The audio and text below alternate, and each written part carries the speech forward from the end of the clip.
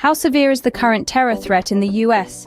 In the words of FBI Director Christopher Wray, blinking red lights everywhere.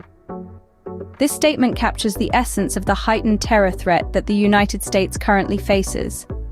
This rise in threat level is not a random occurrence, but was triggered by a specific event: the brutal attack on Israel by Hamas on October 7th. A day that has been etched into our collective memory due to the horrific loss of life and the ripple effects that have been felt around the globe.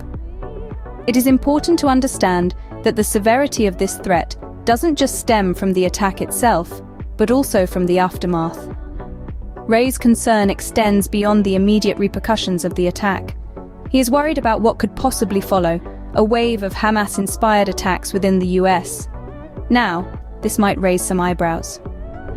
After all, there has been no concrete evidence to suggest that Hamas has either the intention or the capability to carry out operations within the United States.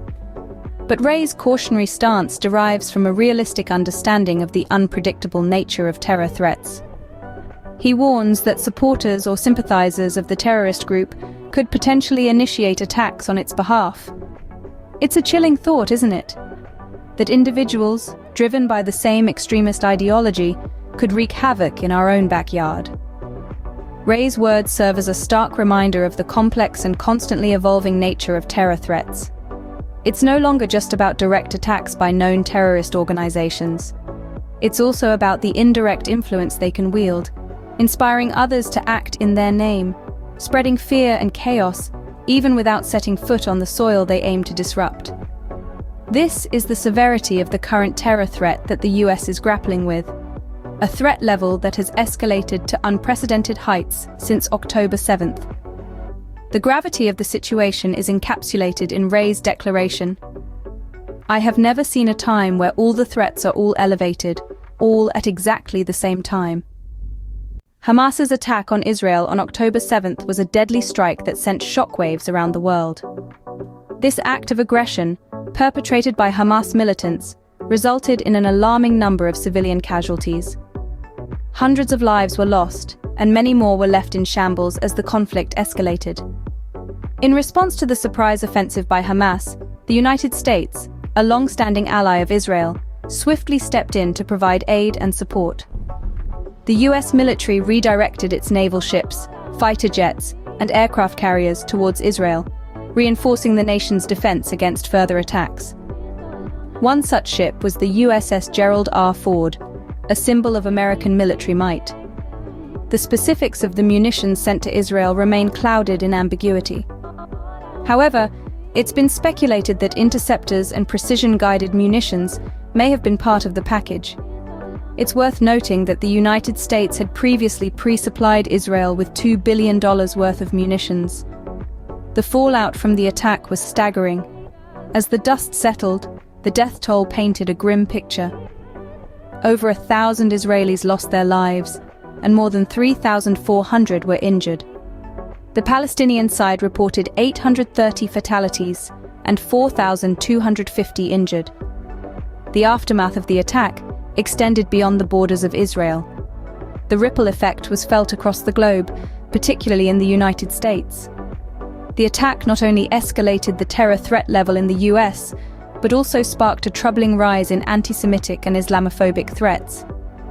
This alarming trend of hatred and intolerance served as a stark reminder of the far-reaching consequences of such conflicts. In the end, the attack on Israel by Hamas on that fateful October day served as a brutal reminder of the destructive power of conflict and the urgent need for peace. This attack has not only heightened the terror threat level in the US, but also led to a troubling rise in anti-Semitic and Islamophobic threats. The war's outbreak has given rise to a deeply troubling trend: a sharp increase in anti-Semitic and Islamophobic threats within the US. In the immediate aftermath of the conflict's eruption, an alarming surge in hate crimes has been recorded, targeting two specific religious communities, the Jewish and the Muslim populations.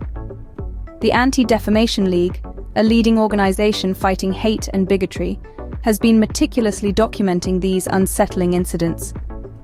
Their findings paint a grim picture. Between October 7th and October 23rd alone, They have recorded a staggering 321 anti-Semitic incidents across the US. That's nearly a 400% increase, a rise that is as shocking as it is unacceptable. But the surge doesn't stop there. In October alone, New York City, one of the most diverse and inclusive cities in the world, experienced a staggering 214% rise in anti-Jewish offenses compared to the previous year. These crimes, targeting individuals based on their religious beliefs, are a stark reminder of the deep-seated bigotry that still persists in our society. Furthermore, this surge in anti-Semitism is not an isolated phenomenon. It coincides with an already skyrocketing number of hate crimes against Jewish people. The Federal Bureau of Investigation reported a record 1,124 cases nationwide between 2021 and 2022. Such figures are a chilling testament to the severity and breadth of the issue at hand. But let's not forget, the wave of prejudice is not confined to anti-Semitism alone.